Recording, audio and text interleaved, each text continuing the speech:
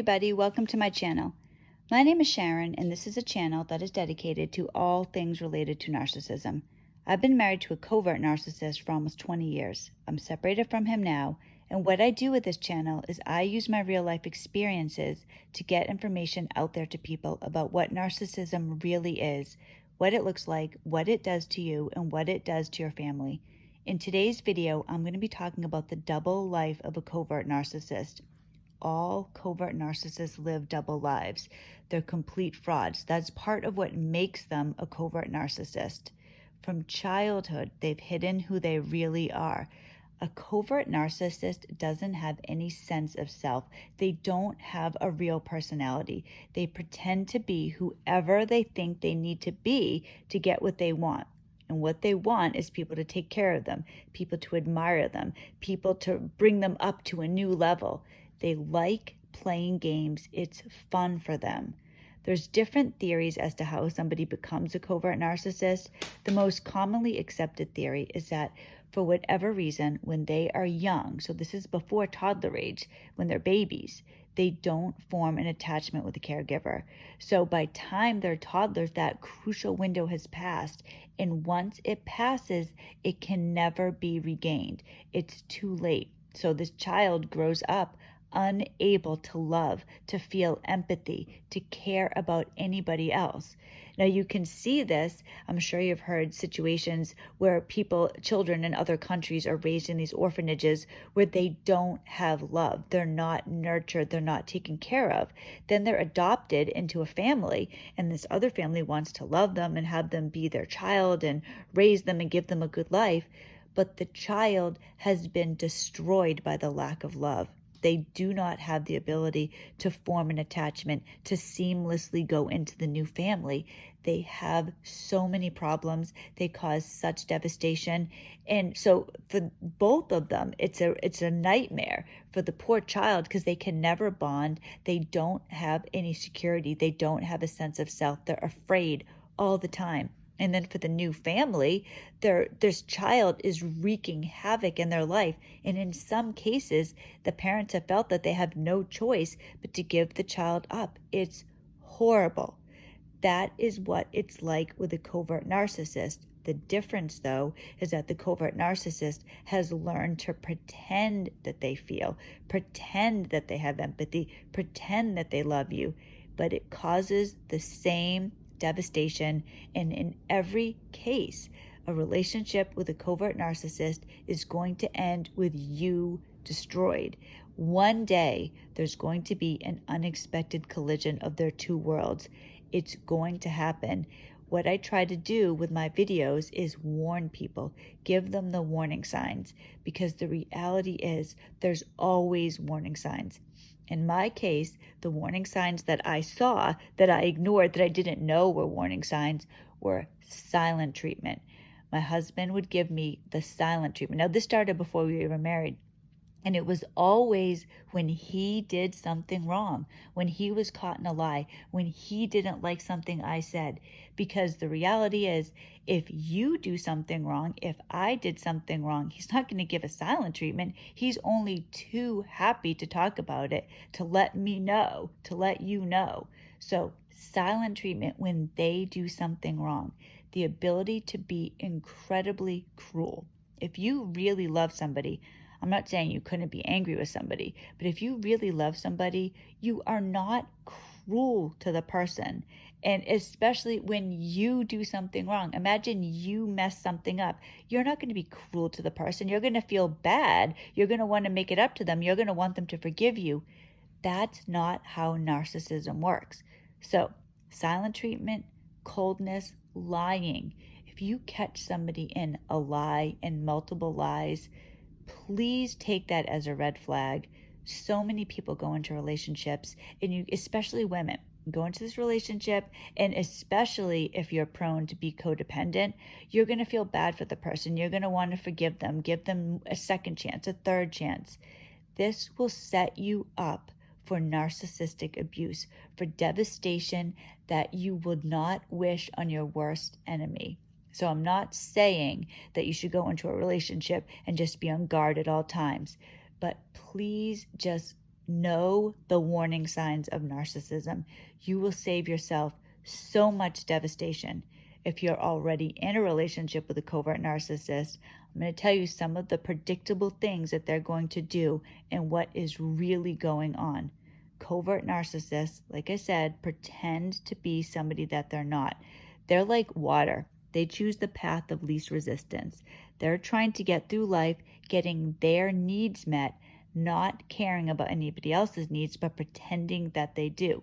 They'll pretend to be the pillar of the community, this amazing person, because what they do, they try to get as many people on their side as possible because they are going to destroy your life. And you are going to be left devastated because you will know the truth about the covert narcissist and other people will not believe you. You are in for a shock of your life when these two worlds collide. Some of the predictable things that a covert narcissist will do is have multiple sexual partners, be into pornography, alcohol, drugs, and they will cause financial devastation. So I'm going to talk about each one of those and what's really going on. When you are with the covert narcissist, it is not uncommon at all for them to be cheating on you. Because remember, they don't have a conscience. They're not loyal to you. Now, I'm not saying this is definitely going to happen, but in my case, my husband was into alcohol and drugs. He didn't cheat on me. However, I am under no illusion that he would have had he had the opportunity. That's the thing to understand about a covert narcissist. There's no morals holding them back. They will cheat on you if they have the opportunity, if they want to, and they won't feel guilty about it because they don't have that bond with you to begin with. A common thing a covert narcissist will do, though, is be into pornography and pretend or convince themselves and try to convince you that that means that, one, they're not cheating on you, and two, that it's not their fault because they have a disease. They'll do this if they have a sexual relationship as well. It's sex addiction. You know, a narcissist will always look for an out. So if they're cheating on you, whether it is real physical cheating or pornography, which, you know, depending on how you feel, I would view that as my husband cheating on me. If he was on pornography sites, I would consider that cheating. A narcissist never would, and maybe you don't. But regardless of what it is, a narcissist is not going to accept responsibility. They have a disease. It's always somebody else's fault. It's out of their control. You know, somebody forced them, their disease forced them to be online for hours a day, forced them to have this secret relationship, forced them to lie to you. That's always how it is. And then you're put in the position where you're supposed to support them. After all, they have a disease. What if they had cancer? You'd support them if they had cancer, wouldn't you? Why aren't you supporting them because they have a pornography addiction? It's a disease. This is what happens. Of course, then we have alcohol and drugs. This was the big thing I dealt with. My husband was an alcoholic, is an alcoholic. I'm not sure. He doesn't live with me anymore.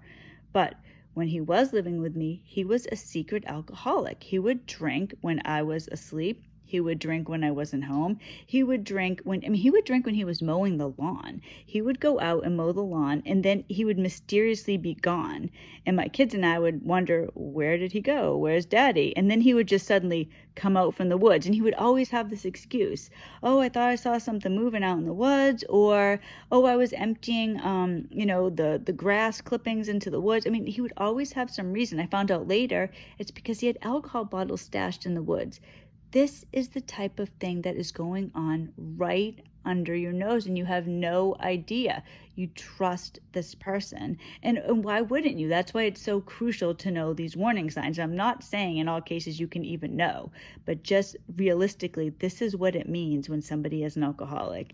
I think sometimes people hear like, oh, they're an alcoholic, and they think that they just drink too much in front of you. A real alcoholic is going to drink when you have no idea. When my husband, I guess it was about 2 years ago, he went to a mental hospital. He was drunk, he passed out in his car, he had a loaded gun next to him on the seat of his car. He was carted off to a mental hospital. I went through the car with the police. We found alcohol bottles. Later, I searched the whole house. And what I found alcohol bottles in his desk. I found it in his work bag, in the trunk of his car. I found it in the attic, in the basement. I found it out in the shed. Later, I found out he also had it in paper bags in the trash. He had it in the woods behind the house. He had it, I'm trying to think where else he had it. Did I say the attic? He had it in the attic. He had it all over the place. He had alcohol all over the place. That is the reality when you are with an alcoholic. And then it was not his fault. He said he had a disease. It wasn't his fault. He had a disease. He was at the mental hospital. They didn't treat his mental condition. All they did was talk about his alcoholism. He went to AA. He ended up getting supply at AA. People felt bad for him. It was a disease. It's the same thing with the pornography. It's always a disease. It's never their fault. A covert narcissist will never take responsibility. They will never say, yes, I was drinking behind your back. I was lying to you. It's a disease. Kind of reminds me this is just like a little side story. When I was in high school, when I was in 9th grade, I had this history teacher who would give us multiple choice quizzes every Friday. And what he would do is he would just leave the answers on his desk. So everybody knew if you went into the room, you could just memorize as many answers as you could. There were always 10 questions. So you would go in there. Everybody did this. And you would memorize as many as you could, right? B, D, C, D, B, D, C, D, B, D, C, D. And then, you take the quiz and write down as many as you could. If you can memorize all 10, that would be great. Today, I feel guilty about that. I feel bad. I feel like I shouldn't have done that. At the time, though, I thought it was the greatest thing. I didn't have to study for the quiz. I could get a good grade on it. It was great. He left the answers there. It wasn't my fault. He had them right there to see. Who wasn't going to do that? That's kind of how the narcissist is, but they don't feel guilty later. I feel guilty about it now. I shouldn't have done it. I'd be mad if my own kids did it. For a narcissist, though, it really would be, well, he left the answers there. It's not my fault. He must have known this. It's not my fault. Who wouldn't do this? It's a disease. I'm a victim of my disease. I'm a victim of my eyes seeing it. That's how a narcissist looks at it. So they have sex addiction. It's always an addiction. Pornography addiction, alcohol addiction, drug addiction. And then, of course, the covert narcissists are known to get into financial trouble. They will devastate you financially. They are not successful people, but they'll pretend to be, because for a narcissist, image is everything. So they'll pretend to be financially successful. In my case, towards the end of the relationship, my husband stopped paying all bills. Today, I feel like I dodged a huge bullet. I ended up kicking my husband out of the house December of 2019. I'm just going to briefly go over this. I have other videos on this. He was self-harming in front of the kids and I. He was scaring me to death. He accused me. He banged his own head against the wall, said I did it, tried to get me arrested. I kicked him out of the house at that point. He hasn't lived at the house since. He didn't expect me to do that. A couple of weeks prior to this, I found out later, he had stopped paying every single bill. He stopped paying the mortgage, electric, gas, propane, everything. He paid no bills at all. I only found this out because I happened to kick him out of the house. I think about this today and I really wonder, what was he going to do? Was he going to kill the kids and I? Is this what he was going to do? Because when you hear about murder-suicides, it's always people that have lied to their family about finances, have lied about something, and they cannot confess the truth. They cannot take responsibility. So instead, they just take out their whole family. I really wonder if that was what he was going to do, because I don't know why he did this, why he would do this, what he was planning on doing. I happened to kick him out of the house, and I don't believe in coincidence.